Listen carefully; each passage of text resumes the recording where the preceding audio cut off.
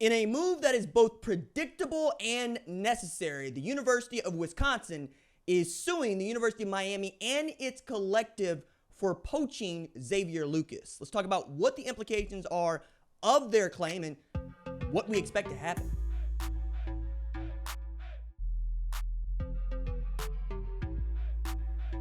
What's up, kinfolk? It's RJ Young. I am not on a step mill. If this is your first time watching, adapt and respond. Thank you for joining us here. We talk college football year round. If that is something you're into, go ahead, hit that subscribe button, like this video, and answer the question in the comments below. Do you think that Wisconsin will win its civil suit against the University of Miami for poaching former Wisconsin defensive back Xavier Lucas? They're claiming torturous interference. Now, I'm not a lawyer, didn't go to law school, but my ex-wife is one, and I put her through law school, so I'm just going to go ahead and tell you that torturous interference is, hey, did you knowingly omit some of the details and not do what was in the contract that you signed to do? Okay? Yes, breach of contract is part of this, but more important is, A, the contract that Xavier Lucas had signed was contingent upon the revenue sharing deal going through this summer, waiting on House versus the NCAA to settle. You'll remember Xavier Lucas transferred to Miami in January without entering the portal. That's crucial. Now, Wisconsin's also claiming that Miami used inducements to get Lucas onto their roster without use of the portal and other means, like being able to stay at a prominent Miami alumnus house and visit and whatnot. I don't think that's really the thing here. The thing is, can you break this contract legally? And if you haven't read it already, really great piece in Yahoo Sports by Ross Dellinger, who broke this news. But the lawsuit details what transpired last winter, that they knowingly induced him to make the intentional decision to transfer to Miami, whether Wisconsin wanted it or not. I think this part is interesting from the suit.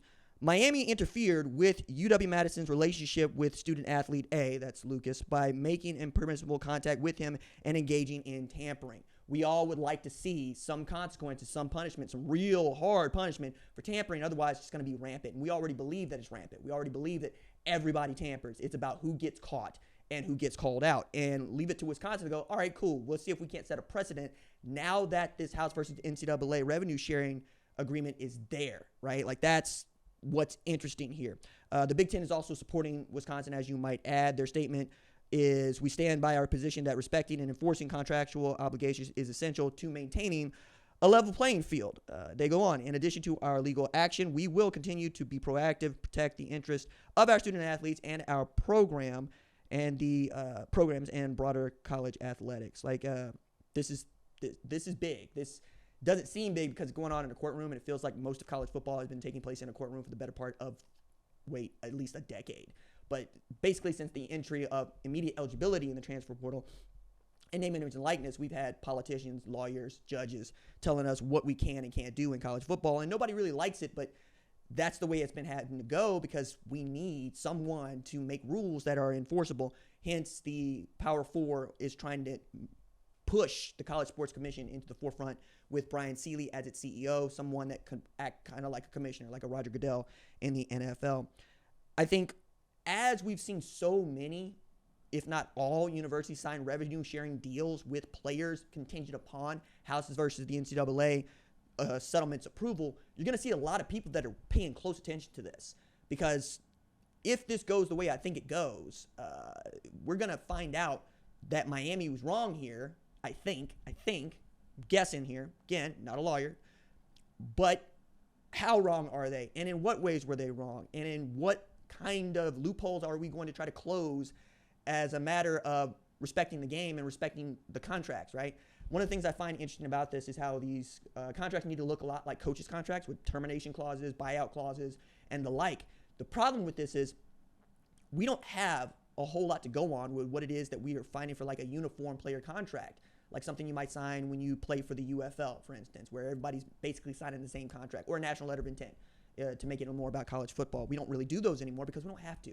Financial aid agreements do a better job of protecting the athlete, do a better job of making sure that they actually get an opportunity to graduate, especially if they're the kind of player that can play college football for 3 years, into the NFL draft, go in the first round. And then you get to go back, right? You get to do with my man Isaiah Pacheco got to do at Rutgers, which is, show back up with Super Bowl rings, Kansas City Chiefs, graduate, which is very cool. The suit also strikes at the issue that is really getting underneath the NIL industry skin, and that is the schools tampering, ultimately poaching athletes at other programs, which people hate, right? That's the thing. It's, I didn't do all of this to build a roster just so you could go and take it apart by poaching the best players from it. We're seeing that. Like, above board here, I did a segment about Missouri that nobody watched, about Ahmad Hardy coming from ULM to Missouri. He was a 1,300-yard rusher on a bad team. About Kevin Coleman coming from Mississippi State to Missouri. He was a 72, 74, 76 catch, 932-yard receiver on a bad team. Is it tampering? No, enter the portal. That's what makes it not tampering, right? Once you enter the portal, people take you out. You've already passed this. This is kind of like betting on yourself by going into the portal, because not everybody comes out. Most people don't come out. But if you're a great player, you probably already know that by the time you're entering that thing, you're going to do it. This is why Lenore Sellers was such a big deal. He who was getting first-round love from NFL draft nicks and whatnot. Apparently, somebody tried to pay him $8 million to go get into the portal and come play for them for a year. And there's speculation as to who that might have been. Carnell Tate, same thing at Ohio State for $1 million.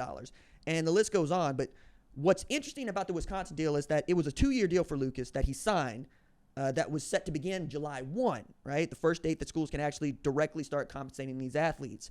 Wisconsin refused to let Lucas enter the portal, and that's the issue. Can he enter the portal if you don't want him to? That's going to be interesting, right?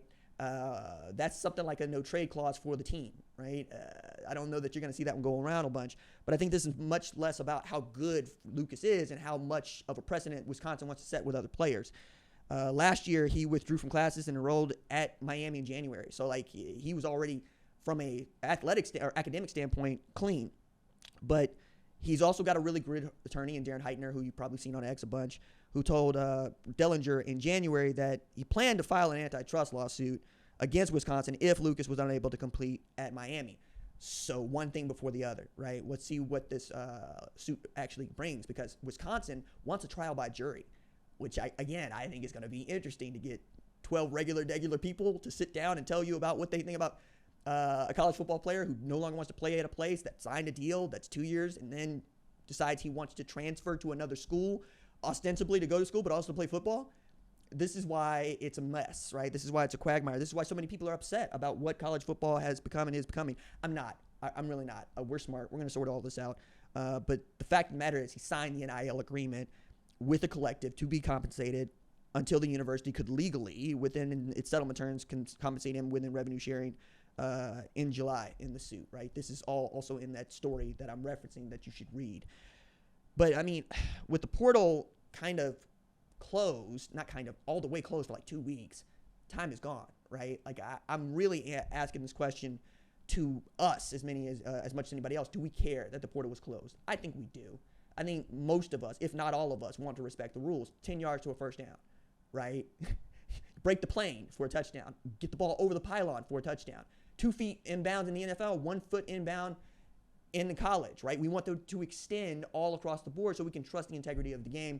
We can trust the integrity of the players. That said, you want freedom of movement. Problem with this is you sign a contract that limits your freedom of movement. You know, and we see this at the high level when we talk about like sports folks that have been basically made to go mow their lawn for a year because they're under contract, but they have nothing to do. So they're both quiet and getting paid, and that's not really great for anybody. I mean, many of us would love to get paid for doing nothing. But in my business, what you want to be doing is something every day. You want people to remember that you do the job that you're doing. And you want your bosses to see that you are willing to work. If it doesn't work, it doesn't work. Not sure what led to the impetus that Lucas needed to leave Wisconsin, but he wanted to leave and wanted to go to Miami. There's a different way to go about this, but I'm curious now, like if you know you got somebody on the contract that doesn't want to be there, what good is it for you to keep them on the contract? To which Wisconsin probably says, yeah, but the way in which he did it, that's what we're suing about. Hence the torturous interference. Miami helped this. Miami didn't have to help this. If Xavier Lucas says, I don't want to go, Miami doesn't get to say, come on down after the portal's closed. They get to say, hey, if it opens back up in the spring, let's do some business. If not, maybe we don't. But that's also getting back to tampering. So as we're talking about Xavier Lucas being poached by the University of Miami, also think about what it is that you would like to see done. Not in punishment, because we're going to get there, but differently, right? If you got a player that doesn't want to be there anymore, how do you make the best of that situation where both can part and feel like they both got what they needed while, the relationship ends? Sounds like divorced. Sounds like actually my last 2 relationships. Damn.